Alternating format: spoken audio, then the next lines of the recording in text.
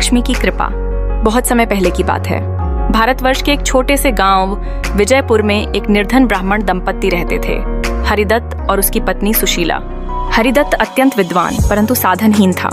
वह वेद पाठ, पूजा पाठ तथा गांव में धार्मिक अनुष्ठानों में सहायता करता था, पर जो दक्षिणा मिलती उससे बस किसी तरह 2 समय की रोटी जुटा पाता। सुशीला अत्यंत धर्मपरायण स्त्री थी।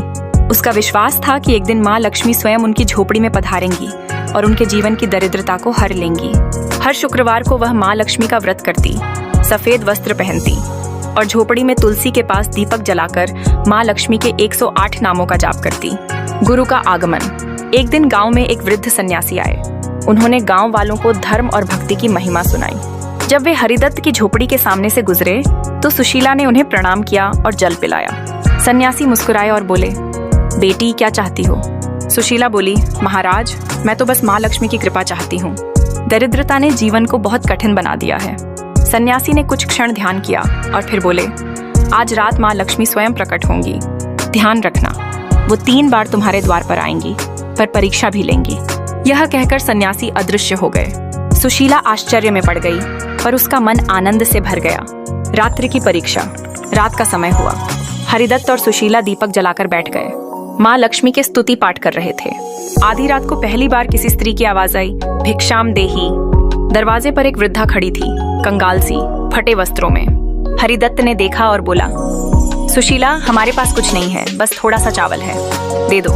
सुशीला ने वो थोड़े से चावल उस वृद्धा को दे दिए। वृद्धा मुस्कुराकर चली गई। कुछ देर बाद फिर आवाज आई। इस बार एक युवती थी, बेहद सुंदर, पर वस्त्र धूल धूसरित। सुशीला ने अपनी एकमात्र साड़ी का आधा हिस्सा फाड़कर उसे दे दिया।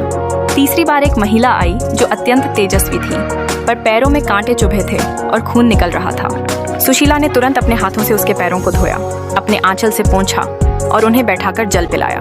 महिला मुस्कुराई, उसकी आंखों से ज्योति निकलने लगी। तभी वह प्रकट हुई अपने दिव्य रूप में, माँ लक्ष्मी। माँ लक्ष्मी का आशीर्वाद। माँ लक्ष्मी ने कहा, सुशीला, तुम्हारी सेवा, श्रद्धा और करुणा ने मेरा हृदय जीत लिया। तुमने दरिद्रता में भी देने की शक्ति दिखाई। मैं आज से तुम्हारे घर में वास करूंगी।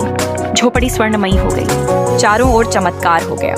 गांव के लोग दौड़कर आए और देखा कि हरिदत्त का घर प्रकाश से भर गया है। उस दिन से हरिदत्त गांव के सबसे प्रतिष्ठित और समृद्ध व्यक्ति बन गया, परंतु उसका विनम्र स्वभाव और धार्मिकता यथावत रही।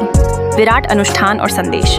हरिदत्त ने माँ लक्ष्मी के नाम पर एक मंदिर का निर्माण करवाया और हर शुक्रवार वहां भजन कीर्तन का आयोजन होता। वहां आने वाले भक्तों को वह यही सिखाते, धन से नहीं, धर्म से माँ लक्ष्मी प्रसन्न होती हैं। कहानी से सीख। माँ लक्ष्मी की कृपा केवल धन के लिए नहीं